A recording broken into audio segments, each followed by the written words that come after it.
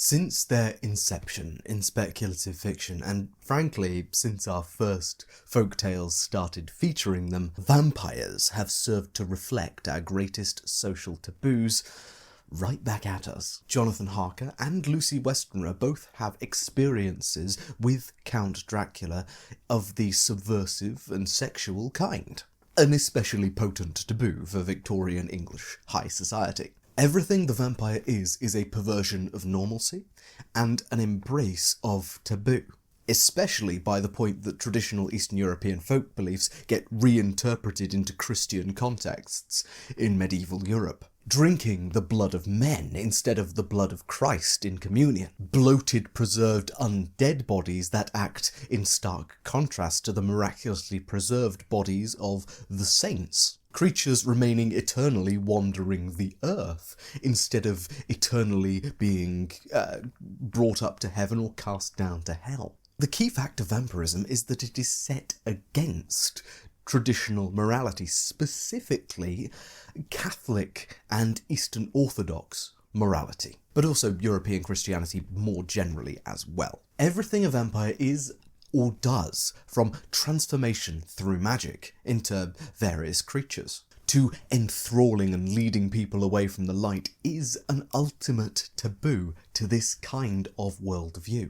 But much of the Western world has undergone a shift, at least away from the expectation of religion as part of state and personal life. Even without a universal formal separation of church and state, the modern globalized world has made institutional powers of faith less powerful and less relevant than ever before. I would contend that this has made the vampire less symbologically potent, less intuitively taboo, and might even be responsible for the resurgence of vampires not as gross, bloated corpses, who are thinly veiled allegories for other undesirable social and religious groups, but instead as sallow, old-world aristocrats with intense stares and brooding personalities. It's in exactly this sort of environment, this modern environment, where this topic of video makes any sense at all. How does ethics interact with vampirism? Should a vampire be good? Should human ethics apply?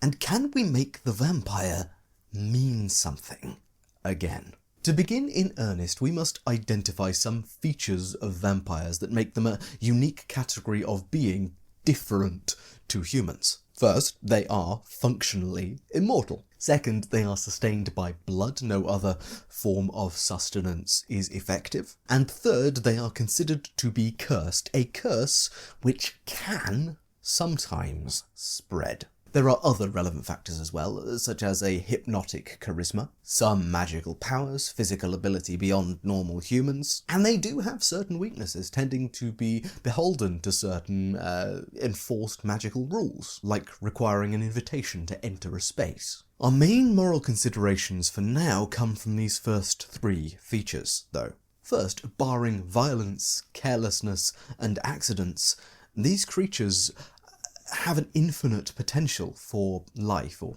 unlife. However, this comes with a theoretically infinite requirement for sustenance, specifically blood.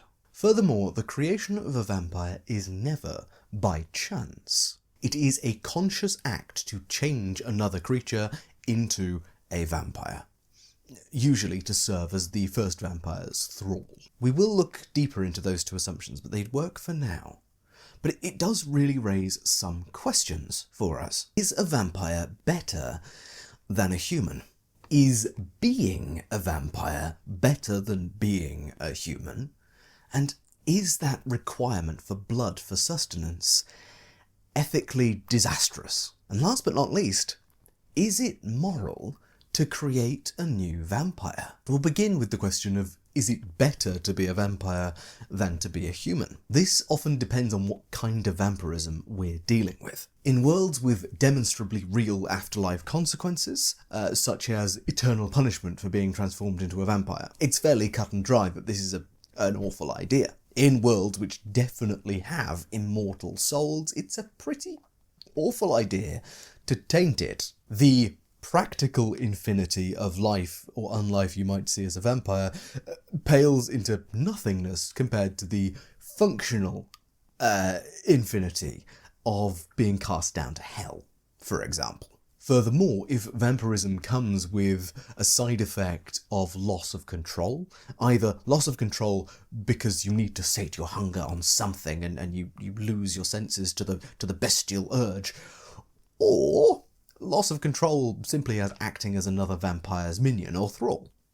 The vampiric nature of a person, the option of vampirism becomes far less desirable. It becomes worse, arguably, than being human. However, I will say that functional immortality that can be opted out of at basically any point by stepping into the sun is pretty much as good as it gets, especially with the unchanging body that vampires are often depicted as having. And the gaining of powers that humans can't normally gain, such as shape-changing, are pretty appealing as well.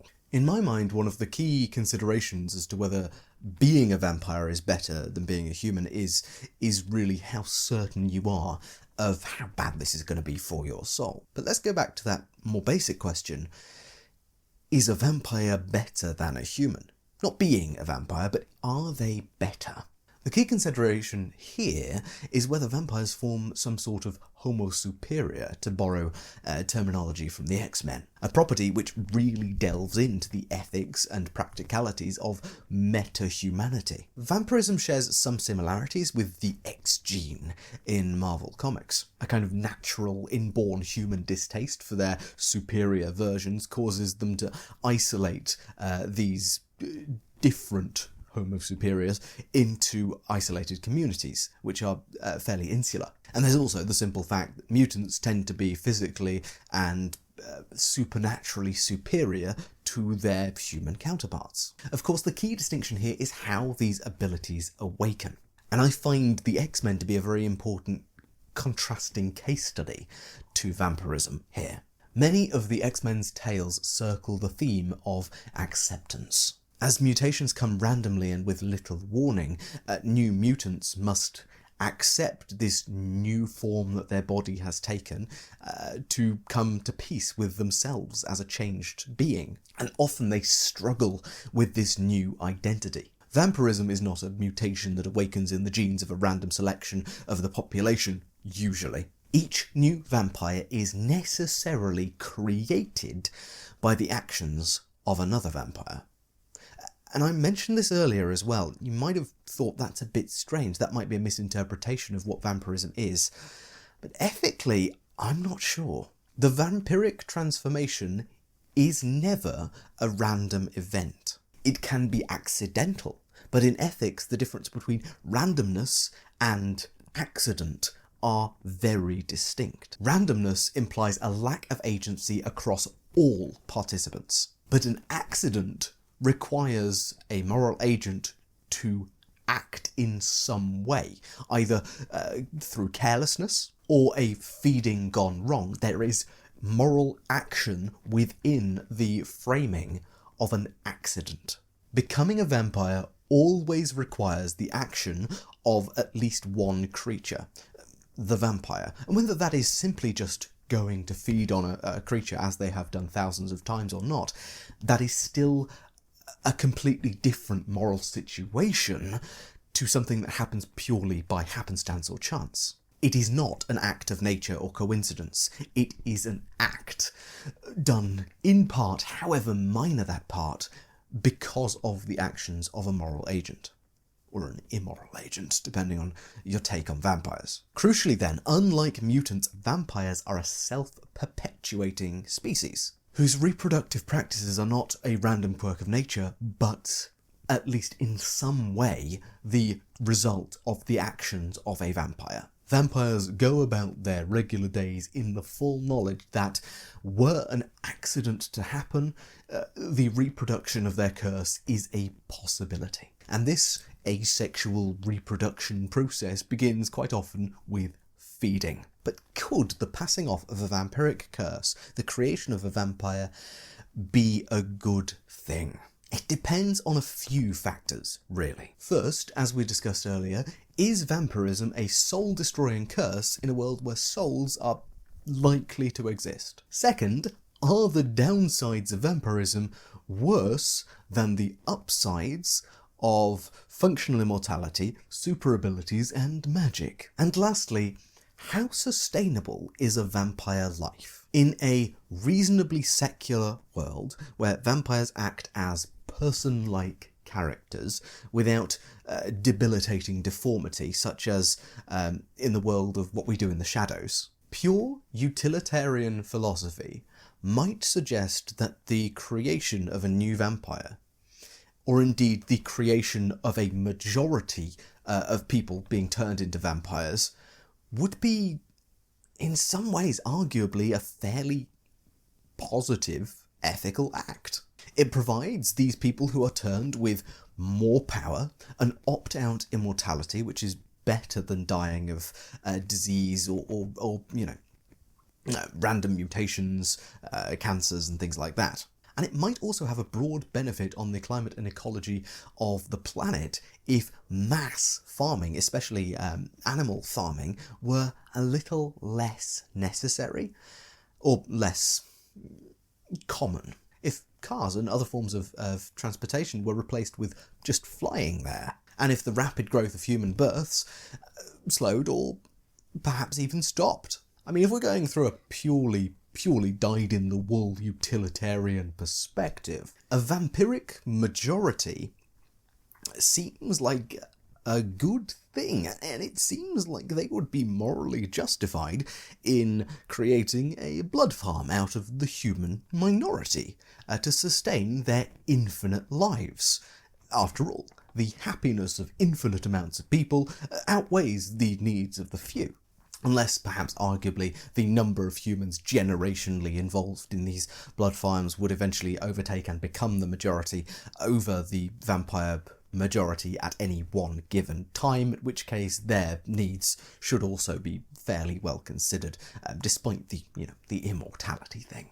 Even utilitarians would find it quite difficult to justify this, but probably not impossible. In any case, this form of kind of pure mathematical utilitarianism, which is often mistaken for the whole philosophy, it does tend to lead to the rule of the many over the few anyway, in almost any case. So it's worth taking with a pinch of salt anyway. But in the world of What We Do in the Shadows, that sort of secular world where it's not clear if this is actually a curse on anyone's soul or not, in that sort of world where vampires are essentially superior to humans, there is an argument that humans therefore should be viewed as livestock. I want to dive into this because it is fairly common in discussions I see. Because as humans, we acknowledge generally that to have a diet which sustains and pleases us, creatures must be bred, fed, and slaughtered. Indeed, the very setup of our world requires the killing of some things to aid the survival of others. Veganism still kills plants, and attempting to be a fruitarian or living just off what these plants leave is not exactly a recipe for survival for humans. We often envision ourselves at the top of the food chain due to our dominance over spatial transformation, technology, tool use, and reason. This is really where the question of whether vampires are homo superior becomes more relevant again. By the historic ethical structures of most people, the superior species should have dominance or dominion over the rest. Noah is given dominion over all of the animals because of his status as man and his being trusted by God, for instance. And we're also not just talking about animals here either. Humans have had a tendency throughout history to try and assert their dominance over types of creature sometimes humans themselves, who have less power than them. Would vampiric totalitarianism just be the next logical step in the internal human project of corralling, controlling, and leeching off of those who are deemed lesser than the ruling class? I mean, vampirism really could be more open as a system than traditional monarchical systems, at least, as joining the ruling class is available to anyone. Anyone can be transformed into a vampire as long as the current members of the ruling class say so. It's more of a community that is able to elevate those who it sees fit. It's not a meritocracy, that's for sure.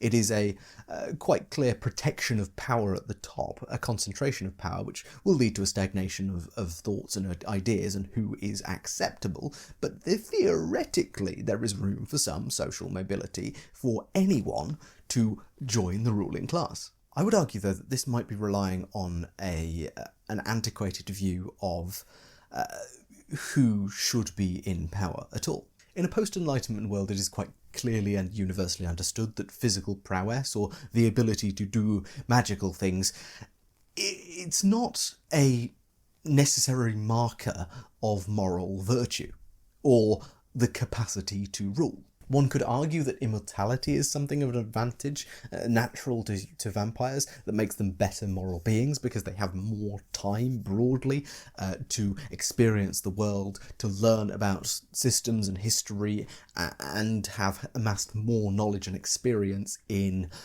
acting as agents in the world, and so might be able to act better as moral agents than people with less experience. That is an argument. But immortality is just as likely to introduce a stagnation of ideas, that stuck in their ways society that we almost always see associated with vampirism in fiction. Masquerade balls in moth-eaten dresses set in decaying massive mansions. It must also be said that vampires have no greater claim to rationality than humans. They have no greater claim to morality than humans, and arguably might be disadvantaged on that front, and are definitely disadvantaged in their ability to make rational, free choices because of the very nature of their existence. They have this insatiable hunger for blood. When that gets added to the thrall relationship often included in newly made vampire situations, vampires have less control over their own minds, arguably, than even a human, and vampires can use mind control. Furthermore, just simply, the notion of any biological advantage being granted to a group of person which makes them morally superior is widely discredited and disbelieved in modern moral systems around the world. After a certain threshold, people have moral value, regardless of how far above that threshold one might be, regardless of if you're superhuman or supernatural. In settings where vampires act and think like people, this is an important consideration. They're just as much a person as any other person, in spite of the amazing things they can do. An astronaut is a person, but so am I, despite the fact that I couldn't do a single thing they do. I'm not a maths wizard, I don't have a body in peak physical conditioning, I'm not, very good at figuring out systems and operations and willing to go through all of that stress and turmoil. I'm still a person. They're still a person. We are members of the same moral community. We have equivalent moral basic rights given to us by our personhood in a modern moral system, at least. In a modern Western secular ethical system, a vampire has no greater right to personhood than you or I. And therefore, in a world where there is any other option for a vampire, feeding on donated blood, synthetic blood, or animal blood, it is morally wrong for a vampire to feed on a human person, as long as they're unwilling. Feeding on an unwilling human person would be an immoral act. I guess barring some very specific edge cases, but there's always edge cases in moral philosophy. Just you can tease those out on your own time. This video is already ridiculously long. if fresh human blood is literally the only thing a vampire can eat, though, well, we've got a problem. Especially if there is any chance at all that drinking from a human might cause death. The issue with immortality in ethics is that one's minor repeated actions build to infinity. If one feeding every 10 years led to the death of a victim, and one feeding every 100 years led to the creation of a new vampire, we could perhaps justify the maintenance of one vampire as long as they could only feed on willing participants, or, depending on one's ethical framework, persons who are destined to die, either by terminal illness or, depending on what country and what moral system you're in, the barbaric and abhorrent system of execution by capital punishment. The issue is the number of vampires in this case, in this simple case, is liable to grow exponentially, even if the most stringent protections are made. Of course, this does depend a little on how vampirism actually spreads in the world, but for now we're just going through the basic maths. Meaning the number of people who are fed on will explode with the creation of new vampires every 100 or so years. Over a long enough time period, we're talking a massive growth. I'm not going to call it exponential because I don't fully understand what that word means, but it grows quadratically?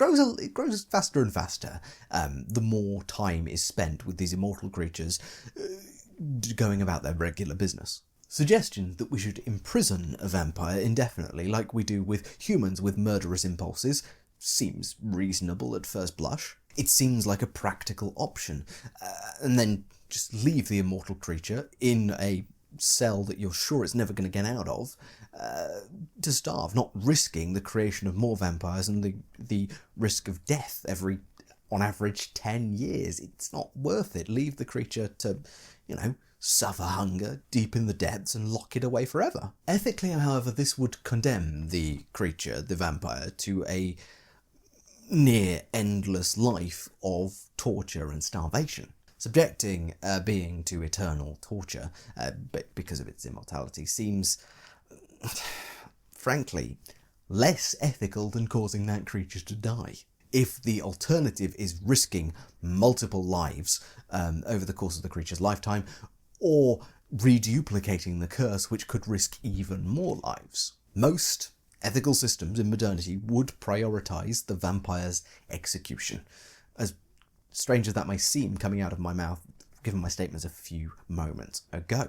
But if you need more complex moral systems in your game or world than stab vampire because evil, you need to really toy and set in stone the practical realities of vampirism, because every small tweak will change something. Today I hope I've demonstrated this. Making everyone in the world a vampire could be a very valid form of collective climate activism. It could be a new evolution for humanity, or it could be an exceptionally murderous curse that it is a moral imperative to stamp out. For instance, it is my opinion that D&D's vampires should, at least as presented mechanically and lore-wise in the 5th edition, actually be fairly chill. Yes, their hunger means they are sustained by the blood of the living, and their prior emotions in life are twisted by undeath. Love to obsession, for example, but none of this fundamentally makes them very different to most depictions of elves. After all, elves are far removed from normal people, have significant trouble relating to lesser beings, as their long, near immortal lives and their continuing existence is more important than the flash in the pan that is some mayfly species life. They're known for obsession, prejudice against those who aren't like them, and often for snobby or very refined taste in food. Honestly, I think the comparison is more than fair. Yet vampires have such clear identifying facts, such as their invisibility in mirrors and their nocturnal sleeping schedules. And they also have less, generally, in the way of community than most elves. Vampires are identifiable, fairly easily identifiable, really, and due to their crippling weakness to sunlight, vulnerability to staking, and very specific sleeping requirements needing, the dirt of their grave, they're pretty easily killable by normal people if that's planned for. In my D&D based world, many, normal vampires live fairly isolated nomadic lifestyles, moving from place to place at great expense and difficulty, just to make sure that they're not found out and could run into problems. Or if they do choose to settle somewhere, they're generally fairly open about their condition to the right people and to authorities generally. At the very least, they'll allow some rumours to circulate. Because a nocturnal, superpowered individual who can single-handedly overpower most monstrous threats is a very useful thing to have just hanging about in your local area. Especially when most of the monsters out there in the wild woods that are a threat on civilization have blood in them. Honestly, that sort of superheroism is the sort of thing that gets you made a baron, or count of some local, otherwise unprotected region. Frankly, overzealous adventurers could really be a massive problem to a local system that works fairly well. Their undead-destroying enthusiasm could disrupt centuries of peace in the local region, potentially. Because although D&D's vampires may be generally uncaring undead, one thing that overrides a lack of care on almost every occasion is laziness. Being forced to abandon your hard-earned land and titles, move your grave earth, and find a new set of homes and hunting grounds willing to invite you inside? Is all that really worth it? Just because you were lazy one night and hunted in the local village, instead of finding some beast or monster that no one cares about out in the wilderness. Besides, all you need to stop even a local vampire hunting you and your family is to observe a strict daylight-based curfew, and never invite a stranger or a wolf or a rat into your house. This may even become a really normal cultural practice, creating, a local area of isolates who won't trust a stranger as far as they can throw them, but still. But I have probably digressed. There is, as you can tell, an awful lot to say on this topic, and I have really kind of just scratched the surface. Heck, I've only really discussed post-Enlightenment ethical considerations. And we're really quite ignoring the question of faith, which is fairly common in fantasy media. But honestly, that's all we've got time for, really, today, because I do have something else to share. First, a big thanks to everyone who responded to the poll in the community tab recently. It's really helpful to get my thinking in order as to what I want to offer you as part of this channel. As per your feedback, nothing is going to change about the current content I'm making. Nothing you currently get is disappearing or going behind a paywall or anything like that. Do not worry. But I do want to introduce you to the channel memberships program, just in case you're interested in supporting me financially, essentially, for some extra stuff. Basically, you would be joining a special community of subscribers who get more access to the things I create and to me in general. You'll get special icons and emotes and exclusive access to a community of like-minded people where you'll be able to talk with me and chat with me about all sorts of world-building things. You'll also get access to new videos as soon as I think they're ready, which, as a warning, to be entirely clear, is not often very long before they go out on a Monday, but I will endeavour to try and have editing done, and you will be the first to see these things. I'm also planning to make the world building consultant show maybe perhaps a semi-regular live show, which may have access to the VOD at least after the fact for members specifically. Heck, members may even get a spot on that show where I will analyse and talk about your specific world. Just to clarify though, there is no expectation for any of you to join this. It's an extra option, just in case anyone wants to get extra involved in the community, the world building, the project that this channel is all about, really. And I'd love to see you there if you have the means available and are interested. I'd love to see you guys get involved in the future of this channel. But, of course, no pressure. Nothing is going away. Regular content will continue as normal. So with all of that said, on this extra long episode, I have been Tom, otherwise known as the Grungeonmaster. Thank you so much for watching, and I will see you in the next video.